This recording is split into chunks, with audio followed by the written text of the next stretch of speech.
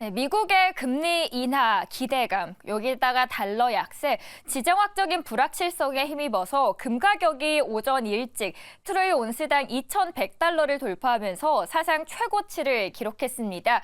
여기에다가 비트코인 tops $40,000. 이번에 비트코인도 좋은 기류가 흐르고 있습니다. 금리 인하 기대감과 함께 내년 초에 암호화폐 ETF 출시 등에 대한 기대로 이날은 한때 4,100달러까지 넘어서는데요. 이 외신들의 분위기를 쭉 보면 국제 금 가격은 지난 1일 국채 금리가 급락하자 가격이 무려 3%나 급등했습니다. 전 세계 중앙은행들은 준비자산으로 미국의 달러 보유를 줄이고 앞으로 12개월간 준비금을 늘릴 계획을 갖고 있다라고 합니다. 이건 뭘 의미하냐? 앞으로 몇 년간은 공식적인 수요가 더 높아지는 것을 의미합니다. 시장 전략가 유오비 책임자는 인터뷰에서 이런 말을 합니다. 2024년에 예상되는 미국의 금리 하락과 달러와 약세가 이번에 금 가격의 주요 원인 중 하나다라고 하고 있고요. 금 가격이 2024년 말에 2,200달러에 이를 것이다라고 추정을 하고 있습니다. 여기에 시장 전문가들은 내년에 금값이 강세를 보일 것으로 보고 있습니다. TD 증권에서는 이번에 내년 2분기, 그러니까 4월에서 6월까지죠. 금 시세가 평균적으로 2,100달러 수준일 것이라면서 주요국 중앙은행들의 강력한 금 매수세가 시세를 더 받쳐줄 수 있을 것이다 라고 내다보고 있습니다. 싱가포르 대화은행도 비슷한 입장입니다. 내년 말 금의 시세가 최고치로는 2,200달러까지 오를 수 있다라고 보고 있고요. 내년에 미국 달러와 가치와 또 기준금리 하락 예상이 금값 상승의 주요 원인으로 꼽았습니다. 국내 증권가들도 긍정적입니다. 하이투자증권에서는 금 시세가 2,500달러를 넘길지는 물론 불투명하지만 미국의 경기 침체 리스크 속에서 미국 정부 부채 증가와 미국과 중국 갈등 장기화에 따른 중국의 미국 국채 매도, 금 매수 현상도 금 시세를 지지할 것이다라는 분석입니다. 한편 비트코인은 그러면 어떨까요? 일단 하반기에 들어서 ETF 부문의 수요 증가 전망으로 랠리를 펼쳐왔던 비트코인은 금리 인하 기대감이 가세하면서 이날 전거래일보다는 5% 급등했습니다. 이 가격은 테라 USD 스테이블 코인이 붕괴되기 이전의 가격 수준이고요. 작년 5월 이후는 처음입니다. 외신에서는 ETF 승인과 4월로 예정된 반감기 이벤트 덕분에 비트코인이 내년에 랠리를 지속할 준비가 되었다라고 말하면서 비트코인은 과거에 3번의 반감기 이후에 최고치를 경신했다라고 합니다.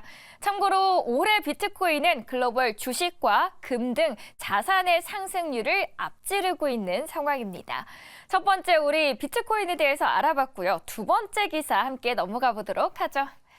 이번에는 파이자의 기사고요. Pfizer to discontinue. 파이자가 지속적으로 하는 것을 멈추기로 했습니다. 어떤 거냐? 비만 치료제입니다. 비만 치료제 시장의 후발주자인 화이자가 부작용을 이유로 해서 임상 실험 중단을 선언했다라는 기사가 이번에 CNBC에서 나왔습니다. 이 소식으로 인해서 캐시카우로 손꼽히는 비만 치료제 시장의 진입 장벽이 이제 더 높아졌다라는 평가가 나오고 있습니다. 앞서서 화이자는 이상 임상 시험을 치르면서 신약을 복용한 비만 환자가 상당한 체중을 줄였는데 부작용을 경험하는 비율이 높았기 때문이라고 설명했고요. 실제 시험 참가자 중에서 73%는 메숙거움을, 47%는 구토증을, 25%는 설사병을 경험했습니다. 위장 장애 등 부작용이 나타나면서 시험자 대다수가 약물 복용을 중단한 거죠.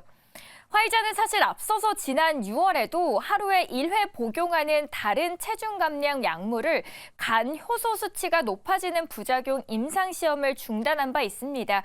불과 몇 달 만에 이 두 개의 비만 치료제 후보를 폐기한 화이자의 행보는 안전하며 효과 있는 체중 감량 약물을 개발하는 것이 얼마나 어려운 일인지 보여주는 것이다라고 CNBC에서는 지적합니다. 이에 반해서 덴마크 제약사죠. 노보노디스크의 당뇨병 치료제인 오젬픽과 비만 치료제인 위고비, 미국의 제약사인 일라일리의 당뇨병 치료제 마운자료 등은 모두 안전하고 굉장히 성공적인 체중 감량 효과 덕분에 인기가 더욱더 상승하고 있죠.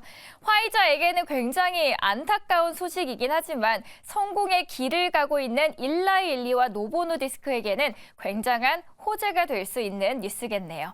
마지막 기사 함께 보도록 하겠습니다. 이번에는 뉴욕 월가의 분위기를 알 수 있는 이야기입니다. 뉴욕 월가에서는 미국의 디플레이션에 대한 전망이 빠르게 확산하고 있습니다. Goods deflation is back. 디플레이션에 대한 전망이 다시 돌아오고 있다라는 이야기인데요. 월마트와 같은 소매 업체들을 중심으로 디플레이션에 대한 우려가 커지고 있는 데다가 대표 물가 지표들도 둔화 추세를 보이고 있습니다. 모건 스탠리는 공급망 개선과 수요 약화로 인해서 내년 중반까지는 디플레이션이 가속화할 것이다 라고 전망합니다. 2026년이 돼서야 목표치인 2%로 회복할 것으로 내다본 연준이 예상치보다도 훨씬 빠른 속도고요. 왜 이런 전망을 내렸을까 보니까 이 내구재의 가격 하락 때문입니다. 10월에 신차와 중고 자동차 그리고 부품 가격들을 보니까 9월에 비해서 5개월 연속 하락세를 보였죠. 가정용 가구는 0.2% 떨어졌고요. 여기에다가 컴퓨터 장비와 오락용품은 더 0.4%나 떨어집니다. UBS 스위스 투자은행은 그래서 자동차가 내년에 상당 기간 인플레이션을 하락시키는 요인으로 작용할 가능성이 높았기 때문에 내년 4분기에 인플레이션이 1.7%로 하락할 것으로 전망하고 경기 침체 가능성에 더 무게를 두고 있는 이유입니다. 여기에다가 소매 업체들도 최근에 디플레이션 현상을 언급하고 있죠.